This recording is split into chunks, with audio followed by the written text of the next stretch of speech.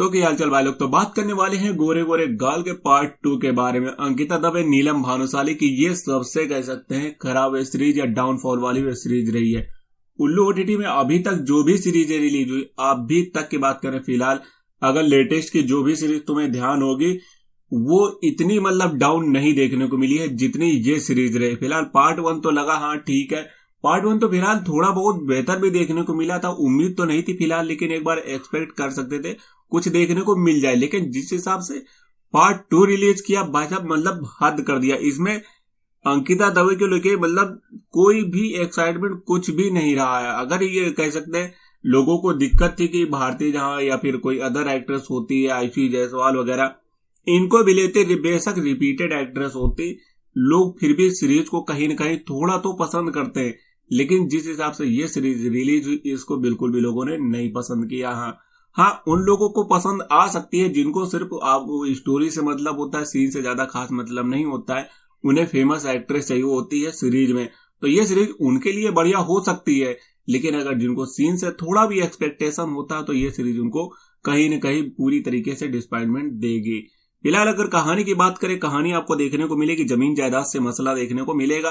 नीम के बेटे होते हैं, शादी करने के लिए लड़की लाते हैं, बाद में पता चलता है होरी कोई माजरा होता है, जमीन जायदाद लेके ये फुर्र हो जाते हैं। और कैसे क्या होता है ये सब आपको सीरीज देखने पे पता चलेगा।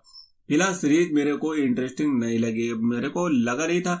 अभी लेटेस्ट की दो सीरीज है, दाल चावल, और उसके अलावा एक सीरीज जो और रही है बहुत ही जबरदस्त दिए हैं सातिर सीरीज जो। उसके बाद जो दो सीरीजें दिए हैं वो काफी ज्यादा डाउन दिए। एक गोरे गोरे गाल हो गए, उसके अलावा बेशरम सीरीज हो गई। तो मतलब एक सीक्वल बना के रखे, दो एकदम क्या बोलते हैं अनकट लेवल सीरीजें दी थी और दो एकदम नॉर्मल मतलब सीरीजें दी थी। तो ये पूरी तरीके से भाई कटा है अपना, समझ लो। अंकिता दवे को लेकर अगर दूसरी एक्ट्रेस होती है इसमें तो ज्यादा बेहतर होता है, कह सकते हैं जोयिता डी क्रूज होती है या फिर कोई अदर एक्ट्रेस होती है तो बात अलग हो सकती थी। इसमें डायरेक्टर को कोई फिलहाल गलती नहीं, क्योंकि एक्ट्रेस ही सीन के लिए राजी नहीं होती। इस वजह से ये चीज शायद समझ सकते हो मेरे हिसाब से, क्योंकि बड़ी कास्टिंग रही है।